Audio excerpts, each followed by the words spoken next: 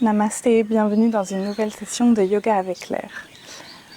Aujourd'hui, je vais vous présenter Parshvottanasana, aussi appelée la posture de la pyramide, qui est un étirement intense de la colonne, des jambes, qui renforce non seulement le dos, l'arrière de vos jambes, mais également tous les muscles depuis les pieds jusqu'au haut de la cuisse, ainsi que les hanches.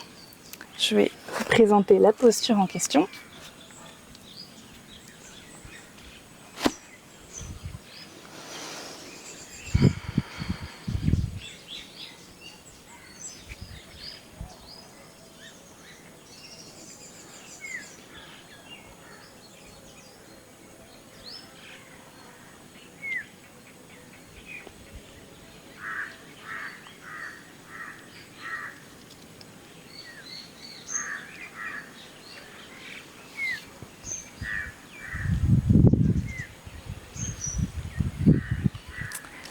Et vous expliquer comment la pratiquer, comment la préparer.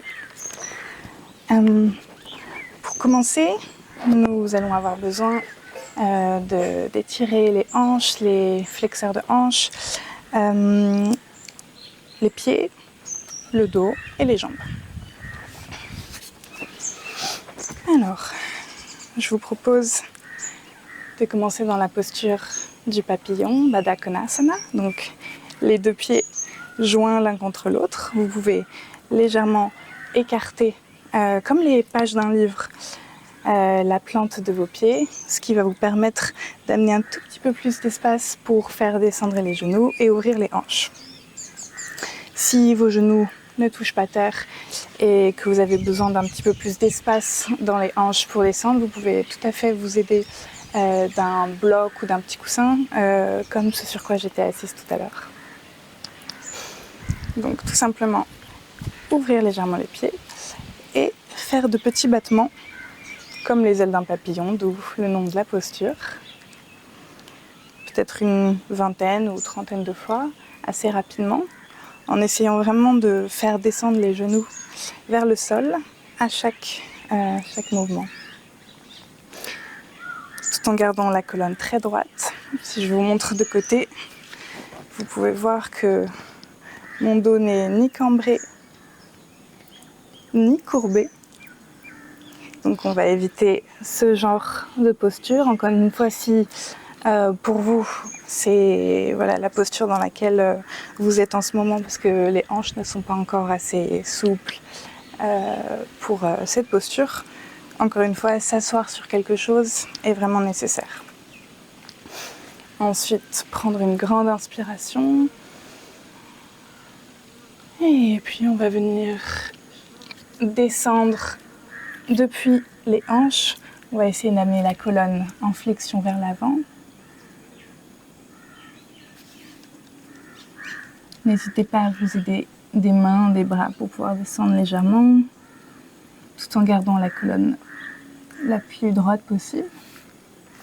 Et si vous souhaitez vérifier que votre colonne n'est pas trop arrondie, il suffit de mettre la main sur votre dos et puis vous pouvez toucher si vos vertèbres sont complètement saillantes, c'est que vous êtes légèrement trop courbé. On peut aussi amener les coudes sur les cuisses pour les faire descendre légèrement plus.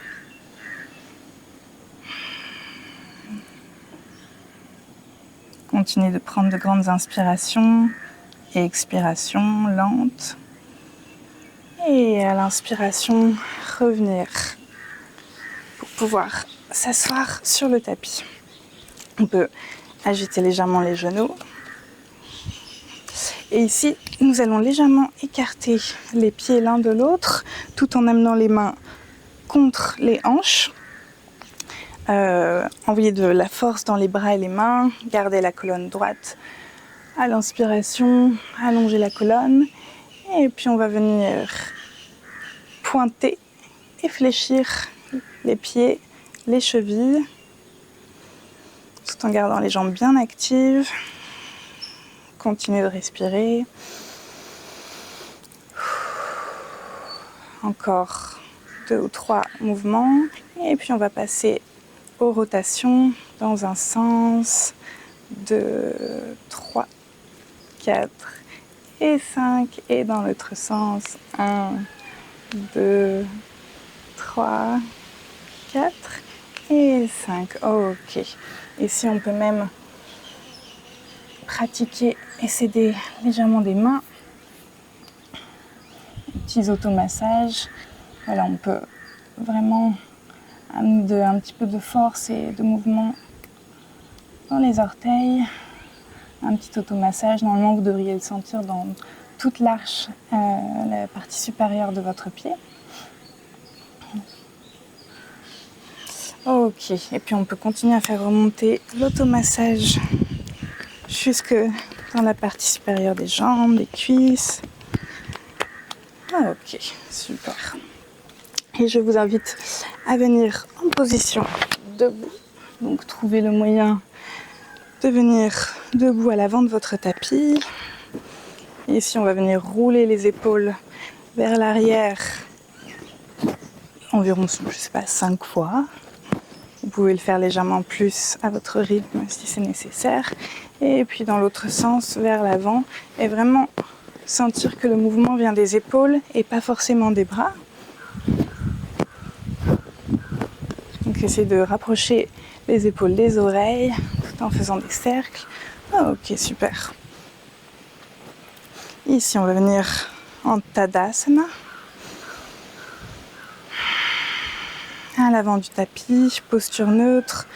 Donc le bassin est neutre, ni arqué, cambré, ni trop vers l'avant. Les épaules sont relâchées, parallèles au sol. Le menton aussi parallèle à votre tapis. À l'inspiration, montez les bras, les mains, le regard. Urdhva-hastasana. Et expire, flexion vers l'avant, Uttanasana, avec la flexion depuis les hanches, les côtes qui se penchent vers les cuisses. Et à l'inspiration, on va venir en demi-pince, donc le dos à 90 degrés, avec les mains soit en contact avec le sol, alignés avec les pieds, ou bien sur les chevilles ou le bas de vos mollets. Et depuis ici, on va venir inspirer, monter les bras à l'arrière, légèrement plus haut. On sent un étirement dans les épaules. Et à l'expiration, on peut fléchir légèrement les genoux si ça fait un effort peut-être un petit peu trop intense dans l'articulation. Mais en gardant le dos droit, on va venir tout simplement balayer les bras jusqu'à l'avant et les amener à 90 degrés. On continue de respirer ici, on va rester encore pour 5, 4, on essaie de détendre les épaules, les bras, éloigner les épaules des oreilles, 2, 1, et à l'expire, on va tout relâcher vers l'avant. Ici, on peut légèrement écarter les pieds, la largeur du bassin, on va attraper nos gros orteils avec l'index et le majeur. Et ici, encore une fois, à l'inspiration, on va venir amener le dos à 90 degrés, le regard à l'avant du tapis. Et à l'expiration, flexion vers l'avant. Padangusthasana avec les coudes qui s'écartent sur le côté et qui nous permettent d'aller dans une flexion avant plus intense. Le but ici est d'allonger la colonne, pas forcément d'étirer seulement l'arrière des jambes. Donc vraiment garder le poids du corps distribué de manière égale dans les pieds. Donc légèrement peut-être vers l'avant. Donc ne pas avoir les orteils qui peuvent se soulever. Et vraiment amener encore une fois les côtes en contact avec les cuisses. Donc si vous n'en êtes pas là parce que vous n'avez pas la flexibilité, la souplesse, c'est tout à fait possible et aucun problème. Simplement venir plier les genoux et vraiment chercher ce rapprochement du buste et des cuisses. Ça peut prendre cette forme. L'idée étant vraiment d'avoir la colonne qui s'allonge.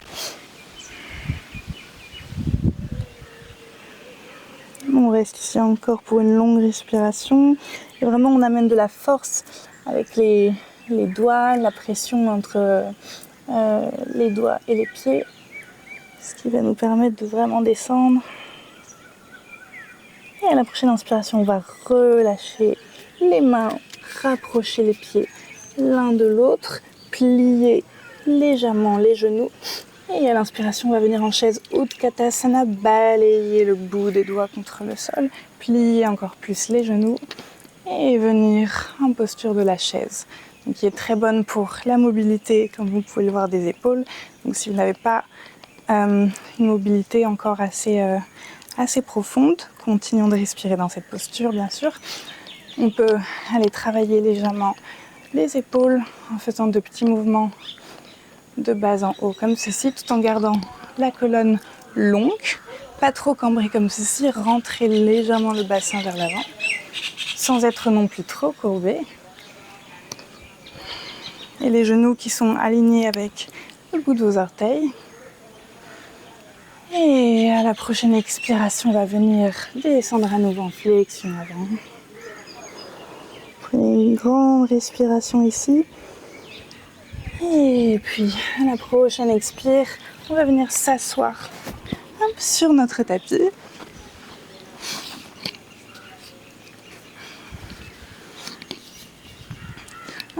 Ici, encore une fois, je vous propose de faire des petites vagues entre la posture du papillon. Donc, à l'expiration, venir vers l'avant. Et à l'inspiration, monter les bras. Et expire, déposer les bras légèrement à l'arrière, les doigts qui pointent vers l'avant du tapis. Et on va venir soulever le bassin. Soulever le bassin en essayant de garder les pieds collés. Et peut-être d'amener le bassin légèrement vers l'avant. On sent les genoux qui essayent de rester proches du sol. Rentrer le ventre, légèrement le nombril qui essaye de se rapprocher de la colonne vertébrale.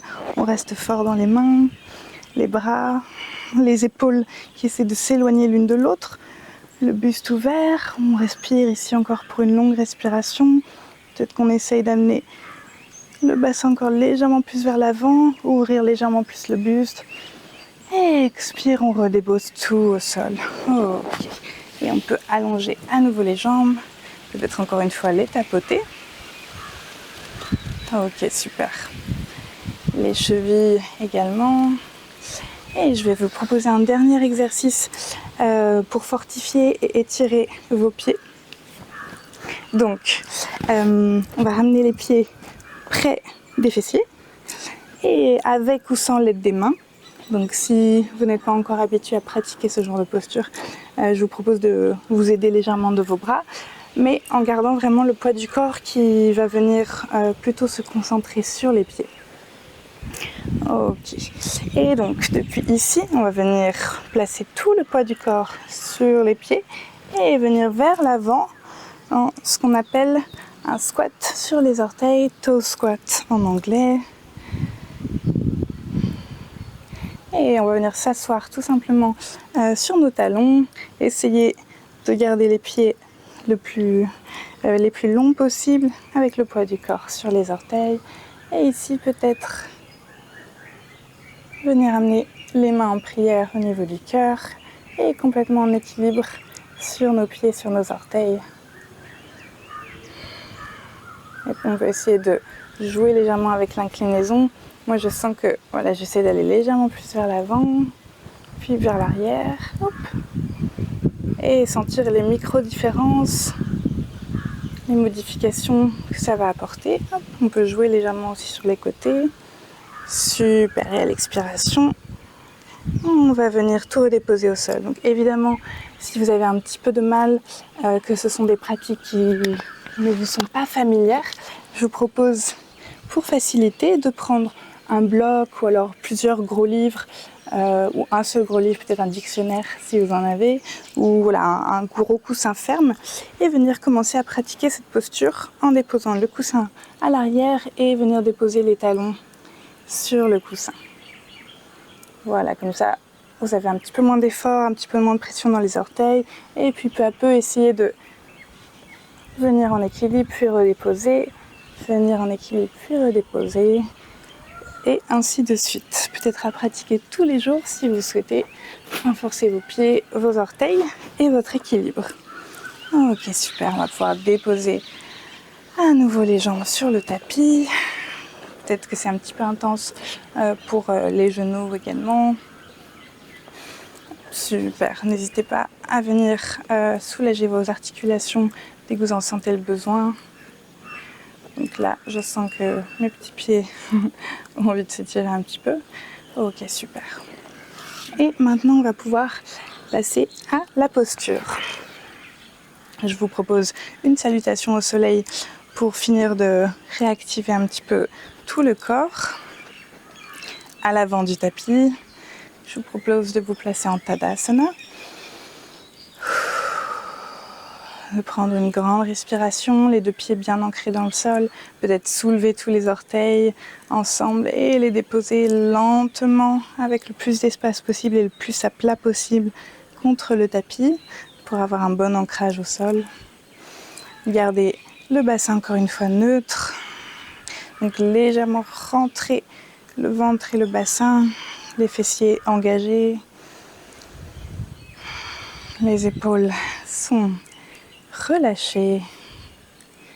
Le cou, la nuque sont relâchés également, dans le même axe que la colonne. Et on regarde droit devant soi. À l'inspiration, Urdhva Hastasana, les bras, le regard monte, la colonne est longue. Et expire, flexion vers l'avant, Uttanasana.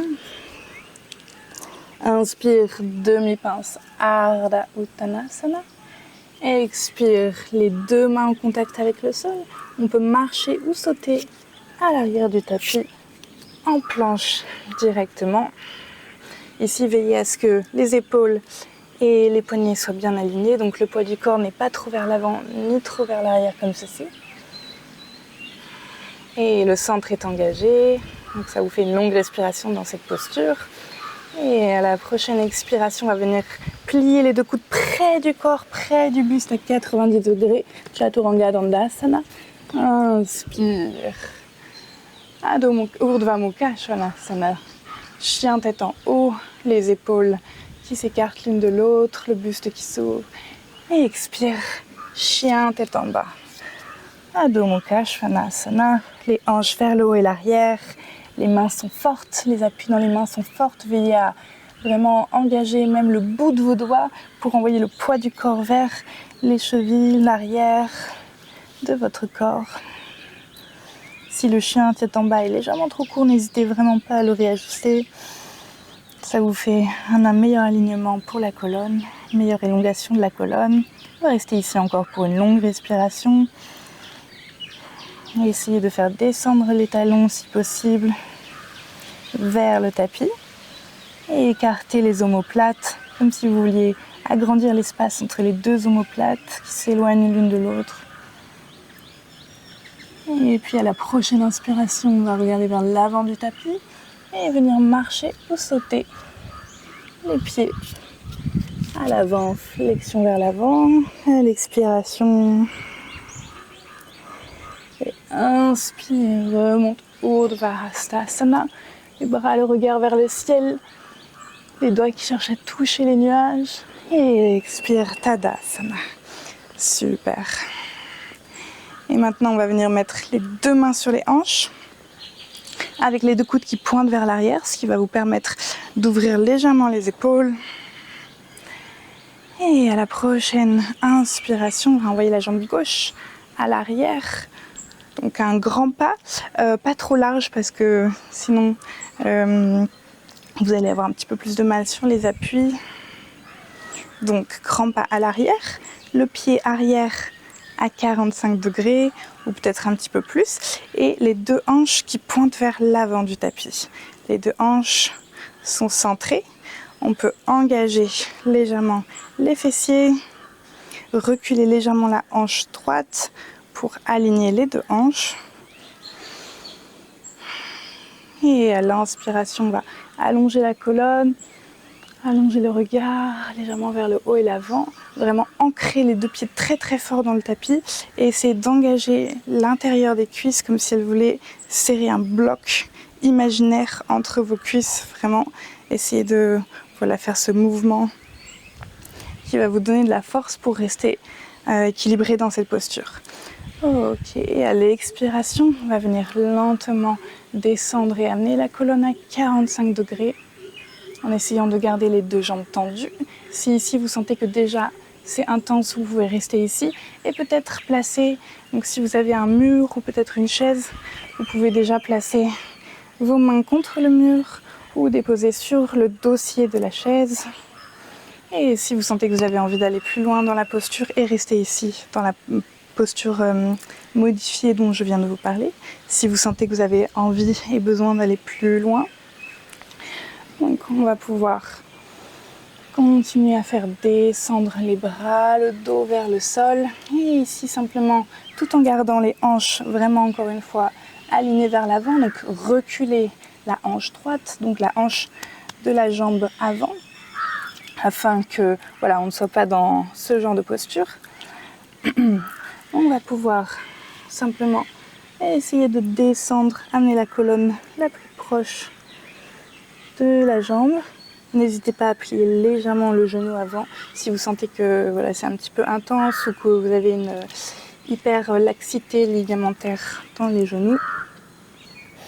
Et donc, on va pouvoir chercher à amener la colonne la plus proche de la jambe. Si encore une fois, c'est encore un petit peu difficile pour vous, n'hésitez pas à prendre 2 blocs et les placer comme ceci sous vos mains.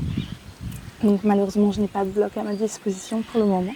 Mais je vous montre avec ce petit coussin, ce qui va vous permettre d'aller. Et peut-être commencer à reculer les mains si vous sentez que vous avez envie d'aller encore plus loin dans la posture. Et peut-être les amener en pointant les doigts vers l'arrière du tapis. Et descendre complètement sur la jambe avant. Encore une fois en veillant à ce que les hanches soient bien alignées vers l'avant du tapis. Ok. Puis à la prochaine inspiration, on va pouvoir commencer à marcher les mains ou bien simplement commencer à relever la colonne en douceur, fléchir légèrement la jambe avant et continuer de mettre de la force. N'oubliez pas la jambe arrière, continuez à mettre de la force dedans. Et ici, amener les mains sur les hanches et venir en douceur relever la colonne jusqu'à être complètement droit. Et on va pouvoir la pratiquer de l'autre côté. Donc ce que je vous propose, c'est ici de venir simplement sur les talons et hop, venir changer de sens, pivoter et avoir donc la jambe arrière qui est désormais la jambe avant. Donc veillez à avoir un bon alignement.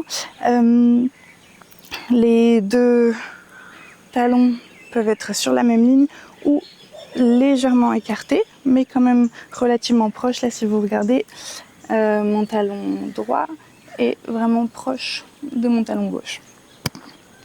Super. Donc encore une fois, pied arrière à 45 degrés, les deux hanches qui pointent vers l'avant. Donc si c'est encore un petit peu difficile pour vous, n'hésitez pas donc soit à ouvrir légèrement la jambe sur le côté, à peut-être à ramener le pied légèrement vers l'avant, mais essayez quand même de le garder légèrement pivoté vers l'extérieur. Et encore une fois, si on sent que les genoux sont sensibles, fléchir le genou, amener les deux coudes à l'arrière, prendre une grande inspiration et expire, descendre en gardant la colonne longue, comme si la tête essayait de toucher un point imaginaire qui se situe vers l'avant.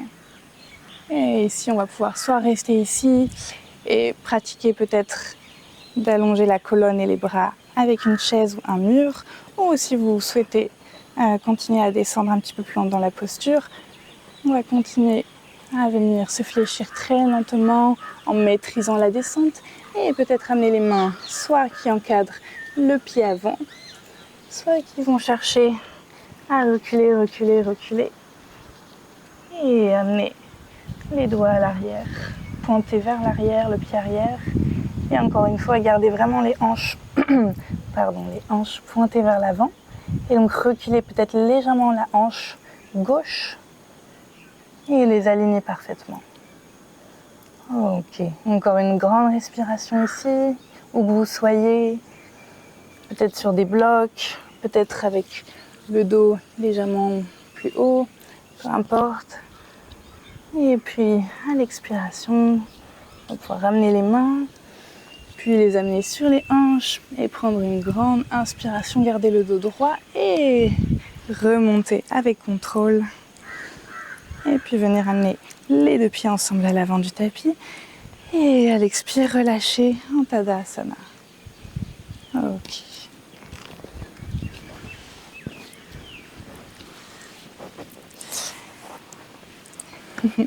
C'est tout pour moi pour l'explication de cette posture. Parshvottanasana, posture de la pyramide.